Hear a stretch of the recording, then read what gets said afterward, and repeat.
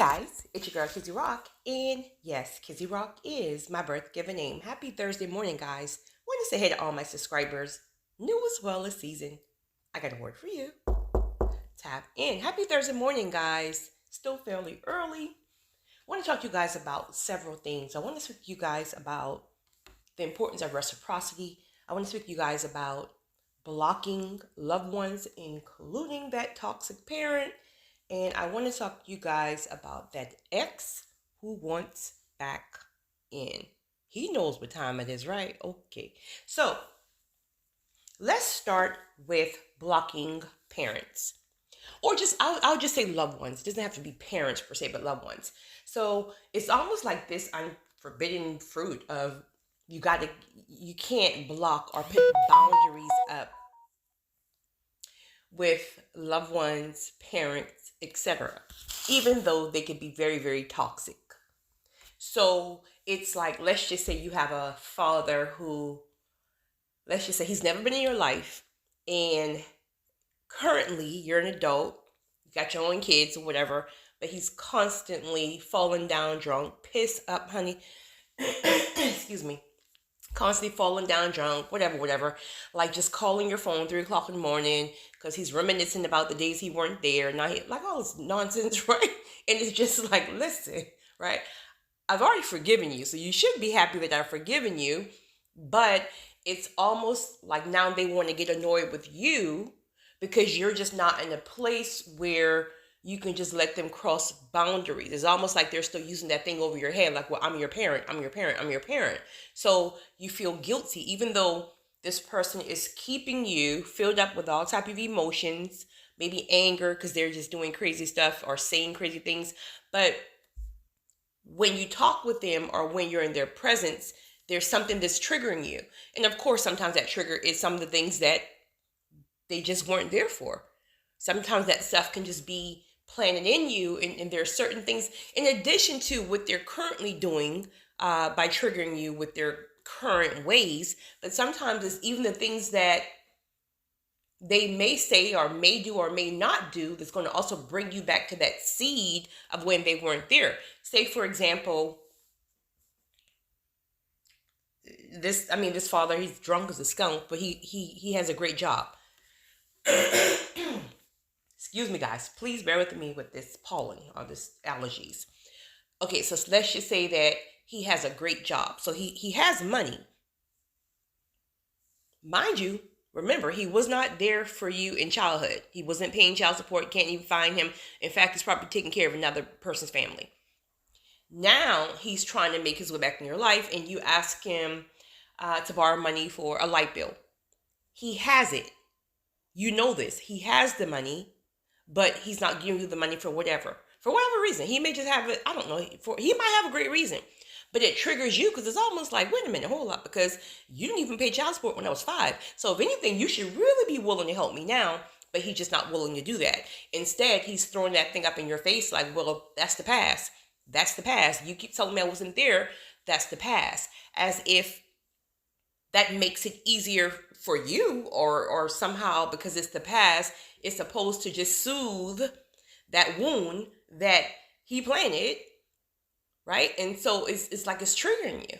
And before you know it, this big blow up of what you're feeling, this intense rage of what you're feeling is really not about him not paying the light bill. It's about the whole seed of the point that he rejected you, he abandoned you, and now he wants to come in and try to just like cross boundaries with you. And because he's getting older now, which typically happens because he's getting older now, is like now they want to just press this whatever, I don't know, press something on you where they don't want to respect your boundaries.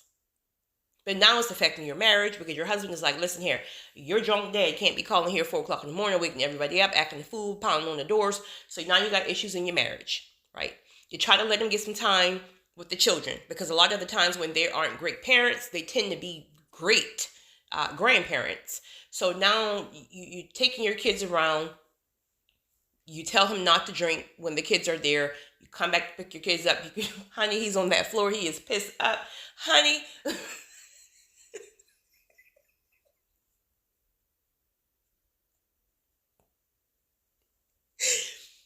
Tell me why. Oh, Lord bless his soul. Tell me why a picture of Mr. Steve just popped up in my head, honey. Oh, my goodness, honey. Oh, I miss that man so much. Huh? Whew. Okay, so anyway, now all these boundaries are crossed. Now you're frustrated because your kids done been exposed to that nonsense. You trying to break generational curses. Your kids done been exposed to it. He won't help you with the light bill. He refused to take accountability the fact that he was a trifling daddy, right? And said he wants you to just get over it because it was the past, right? All these different stuff. It's toxic. He's crossing boundaries. He's still ringing your phone every 2 minutes, even though you told him your husband don't want you calling the phone all type of night. All this foolishness, crossing boundaries. But now you have this conversation with him. You have this respectful conversation with him, right? That's the past. I'm tired of hearing about the past. Just I'm going to do what I want to do because I'm your daddy. I'm your mama. Don't tell me what to do. Drunk as a skunk. He can't get nothing through his head. Block his behind. Block his behind. Listen, let me just tell you, right? I'm a firm believer in honor your mother and your fathers and your days, et cetera, et cetera. You guys know, right? You guys already know. But here's the thing. There's, from my understanding, where's my Bible scripture, people? Because from my understanding, there's a second part to that verse. Because, you know, people throw certain verses at you, but then they leave certain things out. Something about, but don't, this is all kizzy here, but don't trigger your kids. Something like that. Okay. Honor your mother and your fathers, but don't trigger your kids. Somebody help me out, please. Okay. Block your parents. If that's what it takes in order for you to get through your healing process, in order for you to have a peace of mind when they're not respecting boundaries, when in fact, the reason why you're messed up, the reason why you're triggered, the reason why you have anxiety, the reason why you deal with all these things is because of their behaviors. So now you're trying to take responsibility to heal for yourself, and then they're doing certain things to open back up that wound. So ask God what that boundary is. I had someone email me yesterday, have a very, very toxic mother, same scenario, wasn't there, she was on crack, etc., etc. She's gotten herself clean, which is absolutely amazing, but she's been gone for 20 years. She's been in the street for 20 years. This person was raised like in foster homes, etc., etc. So it's almost like the mother all of a sudden now want to come back as an adult and try to play mom and catch up. You can't play mom for 20 years prior. I mean, that season is over, right? Of course, you're still mom, but you can't try to now come in and dictate my life as if I'm now a little girl. In fact, I'm married and got children, she says, and now you're interfering with my marriage. And no, ma'am, no, ma'am, no, ma'am. Speaking of that, some of you guys better keep your mama out your marriage. I'm going to tell you. So it's a lot of this conditioning stuff, toxic moms. It's a lot of these conditioning stuff that were just passed along, you know, within our community, et cetera, et cetera. And these are ways that people literally hold on to. Keep toxic people around because blood is thicker than water, right? Including some parents, right? All that stuff. God tapped you to do things the different path, the different way, but yet you are allowing certain people to still come in and run your life the way they ran their life that wasn't even successful. Why? Because blood is thicker than water. Child, please. Child, please. Okay. So yeah, guys, that's very important to start putting up boundaries. And don't listen. The healing journey is so intense that it's going to take a lot of peace. Right? God is going to start. And the crazy thing about it is God's going to start giving you a kind of peace that you're not used to. It's going to be too quiet for you. You're going to try to just like go and let the boundaries fall because you want some noise back in, some toxic people back in. But you'll get convicted.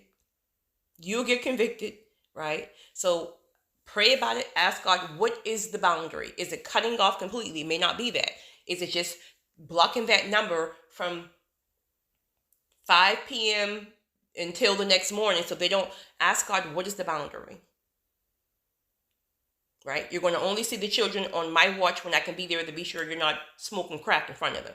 Right? What is the boundary? So God will give you the healthy boundary. Next thing, let's talk about reciprocity. Reciprocity is extremely important. I just don't think a lot of people know how this thing works. When it comes down to reciprocity, that's just basically whatever you do, it comes back to you. Just being around people who you pour into, they pour into you, right? You're helping them, they're helping you, and it may not always be the same way. And truth be told, a lot of the times you're not doing it just because I do this, you do this. No. It's just something in the spiritual realm where it's like when you help others from a pure spirit and a pure heart, when God is asking you to do something or bless somebody, a lot of people will kind of shun from that. Like, I'm not helping. These are grown adults. This man is on the street drunk as a skunk. He can get the job. He can stay hungry until he meets Jesus because, right? So all that stuff. If God, all caps, if God taps you and tell you to do something, you better do it. Whatever your little mind is telling you, your own fleshly mind, or he can get up and get a job, it could be true. You have a valid point there. But if God is tapping you and telling you to bless somebody, to help somebody, to blase, listen, your blessings will come back in other ways. Speaking of that, many of you saw that video or heard the recording, I should say, about the couple with the baby who I thought God was going to, have me to give them a $50 tip, even though like the whole situation was jacked up, but give them a $50 tip when in fact, I heard clear as day to give them $500. What? Wait a minute. Excuse me? Do what?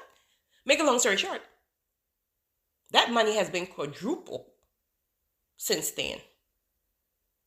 And still coming in different ways. No one tapped me and said, Kizzy, okay, you blessed this couple with $500. Now here is $600.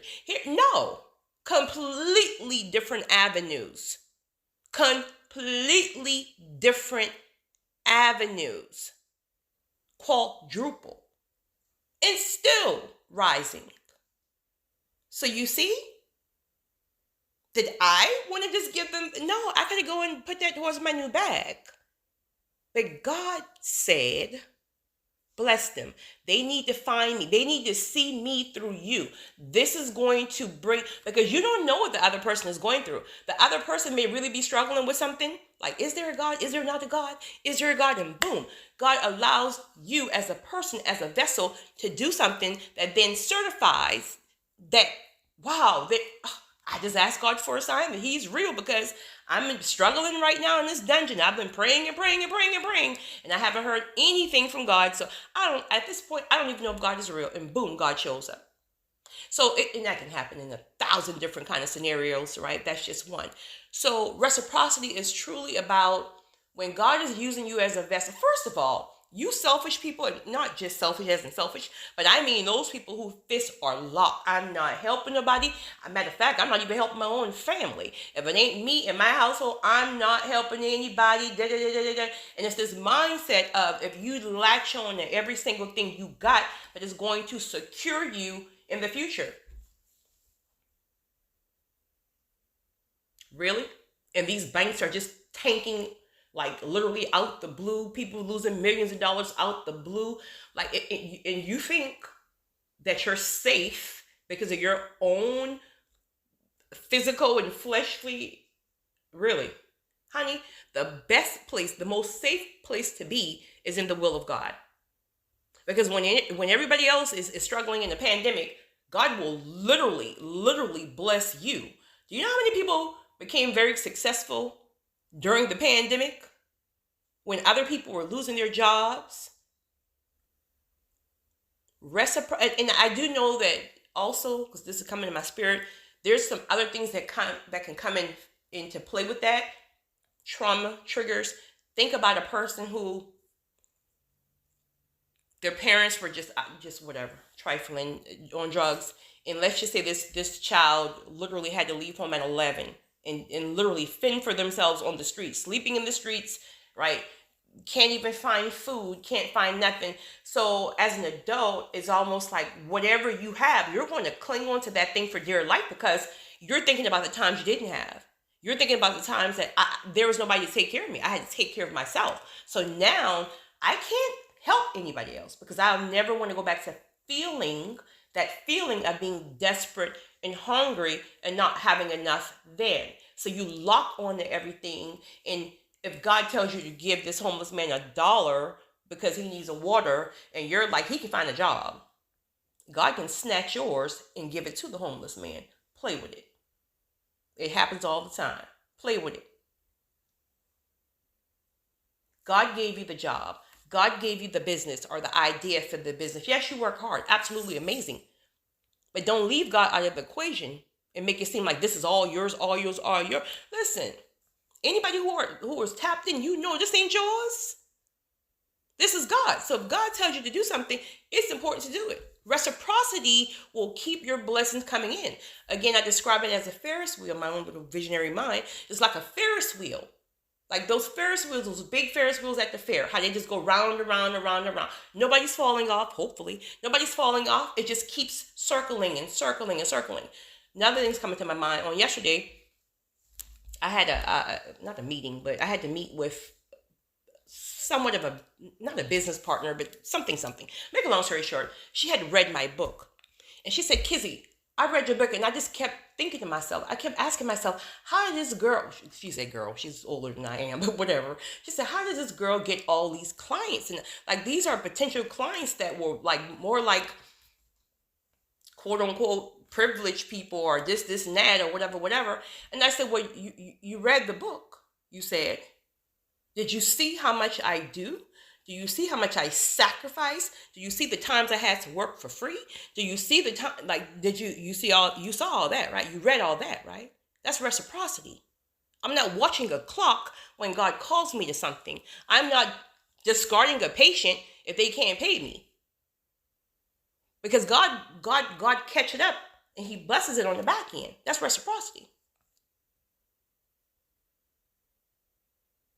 Period. So that's what I can go on and on and on and on about reciprocity because there's things pinging in my spirit. But I'm telling you guys, it's not rocket science. People just want to kind of just make it seem like God has favors and this, and this. This person is blessed because they just, no.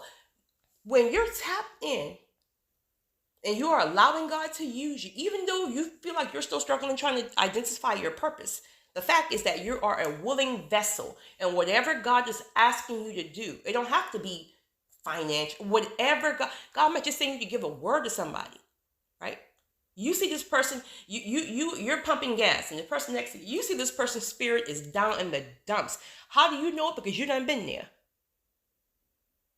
You recognize that spirit if you're not an empath. Empath, you're gonna recognize it regardless if you've been there or not. But you recognize that spirit because you're the man who went through the divorce and you felt like a quote unquote failure. Your heart was broken. I'm never going to give another woman I will never in my life love another woman, right? You recognize that broken heart. And here this man here is pumping gas and you know this man is going through some things. And God doesn't tell you, hey, go over there and just keep your head up, bro. That's a grown man. I ain't got time for that. He can figure it out just like I figured it out. But God told you, okay, so you get in your little Tacoma and you pull off. Okay.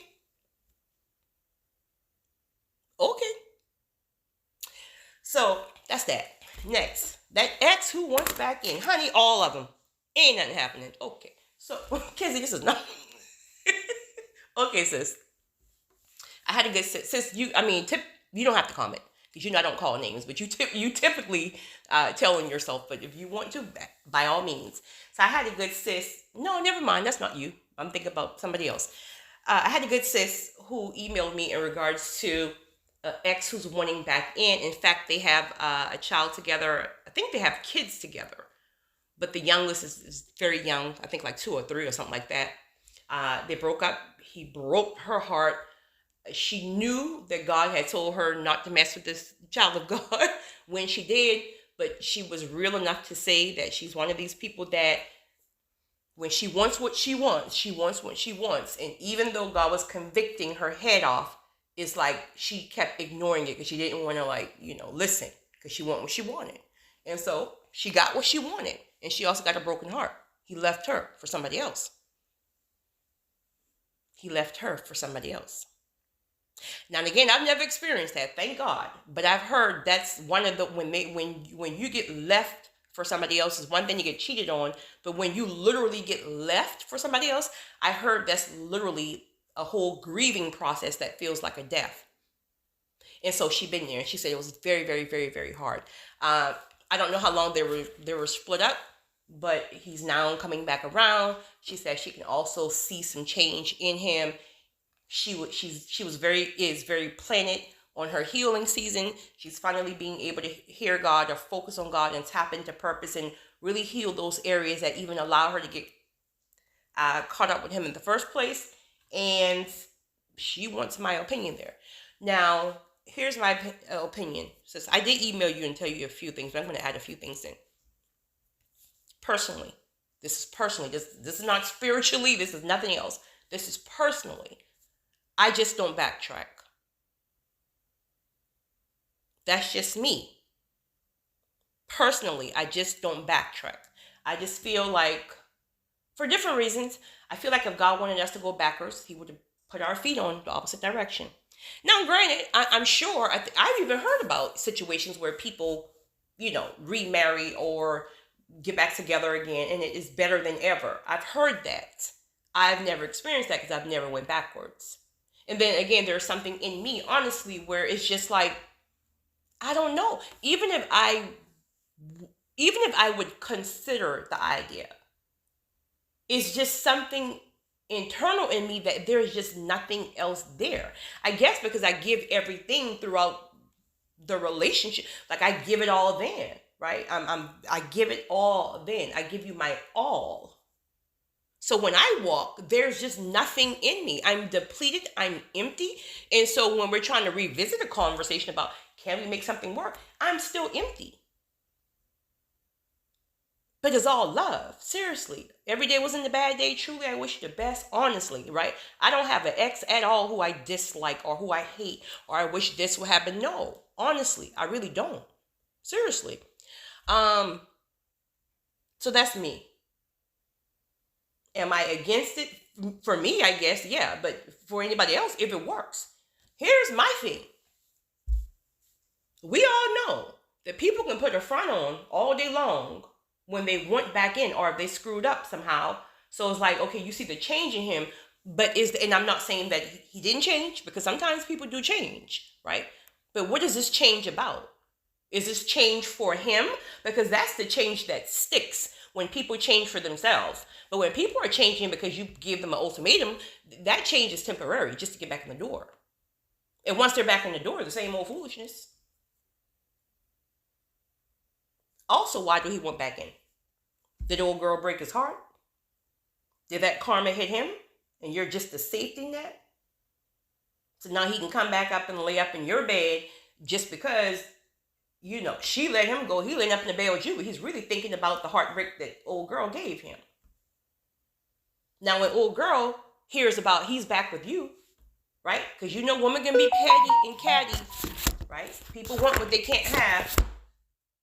So she happens to call him back again. He leaves you again. When he gets back there, she don't even want him. She just wanted to prove a point. She discards him again. He's going to come back again. So be sure that whatever change has occurred is because truly he was on a healing journey himself, because everybody can heal. But is that really what it is, or does he just want back in? I don't know. These are just things I'm throwing out there. Next thing, okay, God have you on this healing journey, one that you discovered more than ever because you were in the single season. Now, all of a sudden, could that be Satan sending him back to distract you because you're not complete in your journey? Well, it will always be an ongoing process. But could the enemy be recognizing that you are healing and he wants to disrupt this healing process? So he sends back your biggest temptation because you say you are crazy in love with this man. That's another question. You say this is one you just can't shake no matter what. Could it be a soul tie? Have you done a spiritual cleanse to break that soul tie if it happens to be a soul tie? Because when it comes down to spiritual things like soul ties and narcs, abuse, etc., that stuff have to be broken in the spiritual realm. There's nothing physical you can do. Child, please. Woo! A soul tie. Honey, it's nothing. Honey, you will sit here and talk to yourself about how you ain't going back. You done blocked this child. 3 days later, child, that stuff got to be broken in the spiritual room. Don't even waste your time. You be changing your numbers 15 times a week playing out with a soul tie.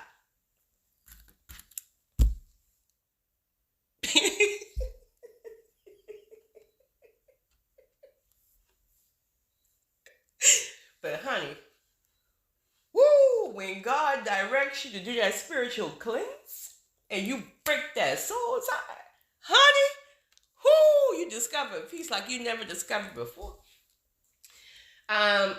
Also, sis, have you started I don't know, you didn't say this. Have you started like kind of hanging out with somebody else? Because a lot of times too now, like sometimes people think you can never get over them. So the minute you go and meet you a little fine, something, he hear about it, somebody come and let him know that you dating again or whatever. Now all of a sudden he wants back in because he don't want you to move on. Just selfish, just straight selfish and trifling. Also, what's popping up in my spirit? Also, I mean, where's his stance spiritually? Because y'all got some whole kids together. And listen, once you don't mess around and give a man a taste, you can't be coming back later saying, well, now all of a sudden now I'm celibate, etc. Well, I can't say that. Maybe some men will respect that. But if you don't open Pandora's box, y'all got kids together. So it's like, is he going to even be able to be around you and respect the boundaries? Sorry, guys. That's my other phone. Respect the boundaries that you put in place, or that God had you put in place while He worked on you in your healing season. So God may tell you, lock it up. But now, is He going to respect that? Because if He don't respect that, what is that going to do? That's going to jeopardize your whole healing process. And honey, it's going to jeopardize what God got you working on. And you don't want to play with God when He done lay certain foundations down and tell you to chill out about something while He's working on you. But He may can respect it. I don't know.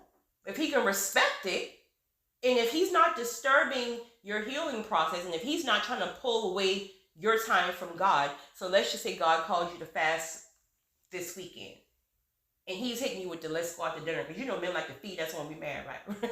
So He's hitting you with the let's go out to dinner. And you was like, well, I can't because I gotta fast, and He's like really trying to make you feel bad about that thing, and like really like pressing upon you about, this and that. Like, listen, you girl, no ma'am, no sir. You're part of the reason why I'm sitting up in this healing process anyway. And you want me to discard everything that God has me working on? Not today, sir. Ain't happening. So that's my whole point on that. Again, I can't go backwards, but I don't think there's anything wrong with it. Again, you just have to be sure that the person is not jeopardizing where you are in your healing process. Because sometimes too now, because of how you express how you're still crazy in love with him. Sometimes, listen, it's one thing when you just love a person and it's like, it's cool. You can those boundaries can kind of really stay grounded. But when it's that crazy in love, there's a good chance that you will abort everything that you're working on just to get back up in that mix again. So do what you do, sis. But that's what, you know what? Talking into the other phone. Guys, if I went out kind of like low and high, I had the other phone. I turned the wrong phone over when it started going out. So do what you do, sis. But for me, I ain't got time. It's your girl, Kizzy Rock.